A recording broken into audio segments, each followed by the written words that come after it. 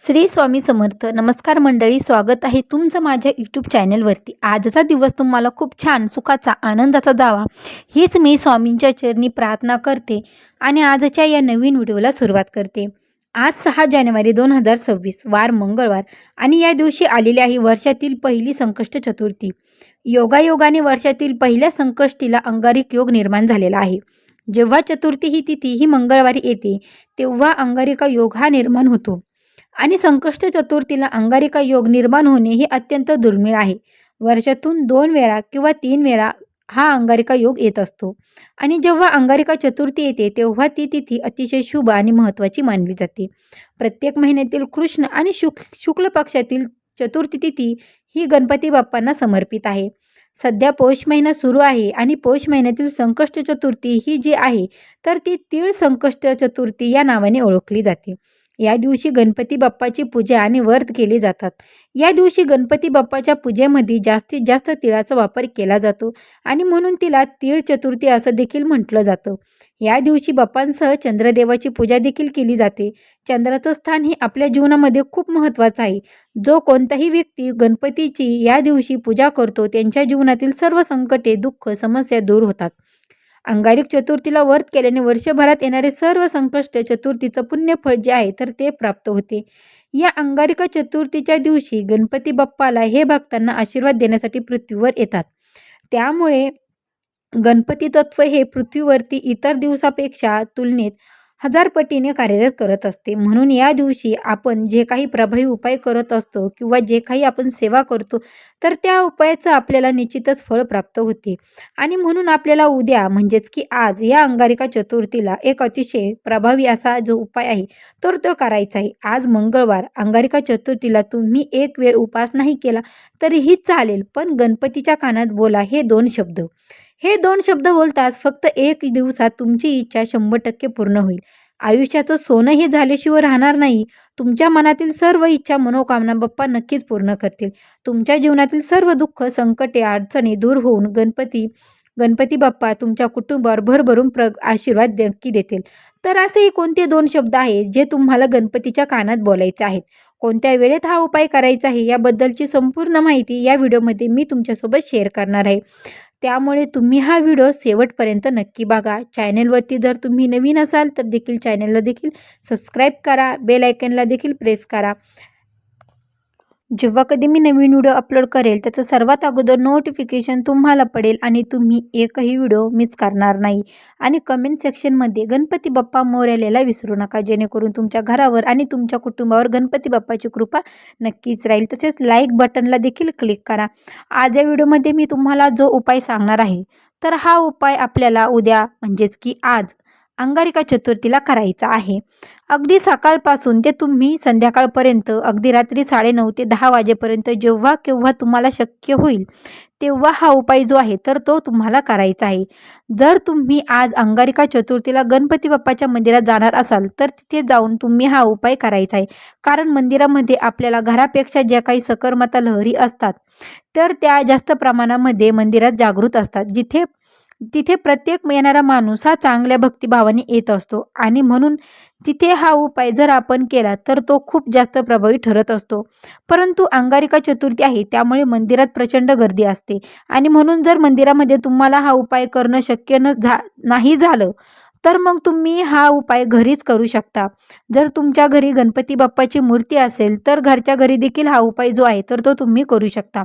धार्मिक मान्यतेनुसार या अंगारिका चतुर्थीच्या दिवशी गणपती बाप्पा हे स्वतः भक्तांना आशीर्वाद देण्यासाठी पृथ्वीवरती आले असतात आणि ते 4 हात आणि 4 मस्तक या स्वरूपात असतात. त्यामुळे गणपती तत्व हे पृथ्वीवरती 1000 पटीने कार्यरत करत असते आणि यामुळे या काळात आपण जे काही उपाय करतो तर ते खूप प्रभावी ठरत असतात. बाप्पा आपल्याला त्या उपायाचं शीघ्र फळ देतात आणि म्हणून प्रत्येकाने हा जो उपाय आहे तर तो हा आवर्जून उद्या आजच करायचा आहे. अंगारिका चतुर्थीला काय करायचं आहे व्हिडिओमध्ये मी तुम्हाला 2 उपाय सांगणार आहे आणि हे 2 उपाय तुम्हाला आजच करायचे आहेत. सकाळी, संध्याकाळी किंवा दुपारी जेव्हा कधी तुम्हाला शक्य होईल तेव्हा हे उपाय जे आहेत तर ते तुम्हाला देखील करायचे आहेत. गणपती बाप्पाचं धार्मिक महत्त्व हे खूप मोठं आहे. गणपती बाप्पा हे विघ्नहर्ता देव म्हणून ओळखले जातात. जो अडथळे संकटे दूर करतो, शुभता आणतो आणि जो बुद्धी शहाणपणाचा देव देखील आहे. त्यामुळे कोणतेही शुभ कार्याची सुरुवात करण्यापूर्वी गणपती बाप्पाची पूजा केली जाते आणि बाप्पांना समर्पित असणाऱ्या दिवशी जर आपण काही घरामध्ये उपाय केले तर आपल्या घरामध्ये सुख समृद्धी येते. आपल्या जीवनातील सर्व अडथळे हे दूर होत असतात आणि आपल्या कुटुंबाची प्रगती जी आहे तर ती देखील होत असते. जर तुमच्या मनामध्ये एखादी इच्छा असेल, प्रत्येकाच्या मनामध्ये काही ना काही इच्छा असते, अगदी मनापासून ती तुमच्यापर्यंत आणि प्रत्येक वेळी आपण इच्छा पूर्ण होण्यासाठी खूप कष्ट, मेहनत करतो. परंतु बघा ना, कधी-कधी आपण कितीही कष्ट केले, मेहनत केली, तरीही आपल्याला कष्टाचं जे काही फळ आहे, तर ते देखील मिळत नाही. नशिबाची साथ मिळत नाही आणि आपली इच्छा ही पूर्णपणे होत देखील नाही. आणि म्हणून जर भरपूर दिवसापासून तुमची एखादी इच्छा असेल, मग तुमची इच्छा नोकरी प्राप्तीची असेल, धन प्राप्तीची असेल किंवा मुलांच्या प्रगती होण्याबद्दल असेल, शारीरिक, मानसिक जी काही तुमची इच्छा असेल, तर ती कठीणातली कठीण इच्छा पूर्ण होण्यासाठी हा उपाय तुम्ही करायचा आहे. हा उपाय करण्यासाठी तुम्हाला आज अंगारकी चतुर्थीला सकाळी लवकर उठायचं आहे. स्वच्छ स्नान करायचं आहे. यानंतर स्वच्छ कपडे परिधान करून तुम्हाला तुमच्या देवघरातील देवाची विविधता पूजा करायची आहे. गणपती बाप्पाची मूर्ती असेल तर मूर्तीवरती तुम्हाला पंचामृताने किंवा शुद्ध पाण्याने अभिषेक करायचा आहे. अभिषेक करताना ओम गण गणपते नमः या मंत्राचा जप करावा आणि अभिषेक केलेलं जे पाणी असणार आहे किंवा जे पंचामृत असणार आहे तर ते तीर्थ म्हणून घरात सर्वांना प्यायचं आहे. ते अभिमंत्रित झालेलं असतं. त्यामध्ये गणपती तत्व असतात आणि हे तीर्थ जेव्हा आपण पितो तेव्हा आपल्या आयुष्यातील अनेक समस्या या दूर होतात आणि आपलं नशीब जे आहे तर ते सुद्धा बदलायला सुरुवात होते. यानंतर गणपती बाप्पांना हळद, कुंकू, अक्षदा, चंदन लावायचं आहे. जास्वंदीचं फूल अर्पण करायचं आहे. दुर्वा अर्पण करायचे आहेत. मोदक तुम्ही अर्पण करू शकता किंवा गूळ खोबऱ्याचा नैवेद्य अर्पण करायचा आहे. गणपती बाप्पाची आरती करायची आहे आणि यानंतर जो उपाय आहे तर तो आपल्याला करायचा आहे. कारण जेव्हा आपण गणपती बाप्पाची विविधता पूजा करतो तेव्हा बाप्पा हे प्रसन्न होतात आणि यानंतर आपण जे उपाय करतो तर बाप्पा प्रसन्न होऊन त्या उपायाचं आपल्याला शीघ्र फळ देत असतात. म्हणून सर्वप्रथम तुमच्या देवघरामध्ये असणाऱ्या बाप्पाची पूजा करा आणि यानंतर तुम्ही हा उपाय घरातच केला तरीही चालेल. पण शक्य असेल तर मंदिरामध्ये जाऊन तुम्ही हा उपाय करू शकता. जर तुम्हाला सर्वप्रथम गणपती बाप्पाच्या उजव्या कानामध्ये मोरया हा शब्द बोलून तुमची तुमची इच्छा व्यक्त करायची आहे. जेव्हा आपण गणपती बाप्पाच्या कानामध्ये मोरया हा शब्द बोलतो तेव्हा बाप्पा साक्षात प्रसन्न होतात आणि आपली प्रत्येक इच्छा पूर्ण करतात. आता तुम्ही बघितलं असेल की बऱ्याच वेळा आपण म्हणत असतो गणपती बाप्पा मोरया. मोरया हा शब्द का म्हटला जातो? कारण की या शब्दामध्ये इतकं धार्मिक, इतकं महत्त्व आहे की तर बघा, मोरया नावाचे एक गोसावी राहत होते. ते बाप्पाचे एक परमभक्त होते. ते प्रत्येक चतुर्थीला चिंचवडीपासून 95 किलोमीटर असलेल्या मोरया गावाच्या महेश्वरी गणपतीच्या दर्शनाला जात होते. महेश्वरी गणेश मंदिर हे अष्टविनायक गणपतीपैकी आहे.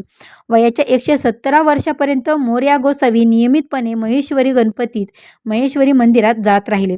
परंतु वृद्धपकाळामुळे त्यांना काही दिवसांनी मंदिरात जाणं शक्य झालं नव्हतं.